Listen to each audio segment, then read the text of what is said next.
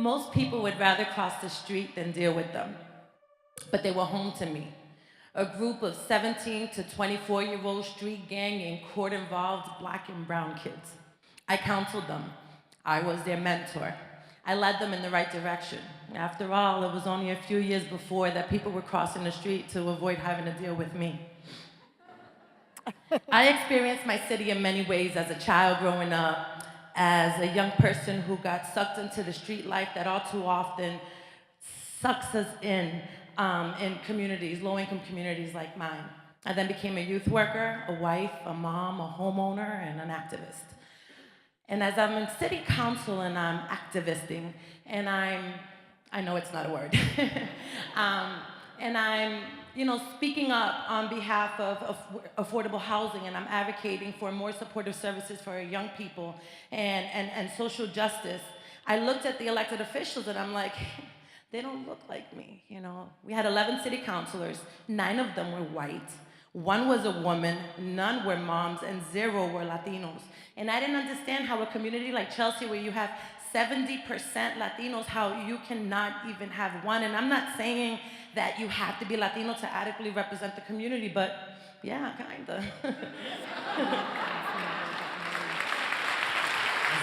I don't want to put you short. We're asking for people asked me to run, but I wasn't a politician. I was a hip-hop loving, Afro-Caribbean, frizzy hair wearing, sneaker wearing, big hoop earring, spoken word artist and activist.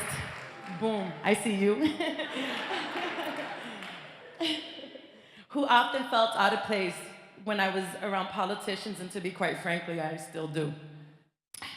I didn't have a degree and by far a scholar, but I had a voice, and I was sick and tired of feeling powerless and confined in a system that so often ignored the needs of me and my neighbors, blatantly disregard what we needed in our communities. Look, there are different paths to leadership, and I respect those that came the traditional way via political science and urban planning degrees, and that's great, but my route was a little different to get to being a leader.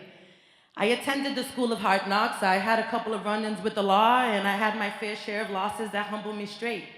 But in those losses, I found my voice, a voice that is inspired by my Dominican and Puerto Rican beautiful princess that I am raising to hopefully be president one day. Because I've learned that to lead authentically does not mean to become them, but rather to challenge them and hopefully evolve them.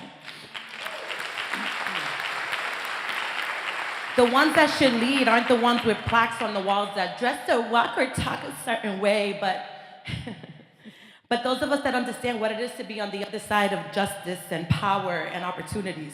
Everyday folks like you and me and thousands of hardworking families of color that deserve adequate representation in every single level of government.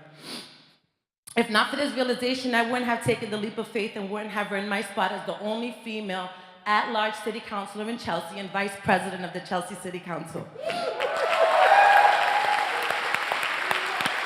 With our growing Latino population, the time has come to get involved because the risks of not getting involved are just far too great. There's good news and there's bad news, and the good news is that Latino leadership is not a uniform you put on. I am proof that women of color of any educational or socioeconomic background, life experiences, size, shape, color, can lead if you will it. The bad news is that nobody can do it for you. And if you want to have a voice at the table, well, you're going to have to pull up a chair. I did it. I know you can too. My name is Damali Vidot, and this is how I amplify.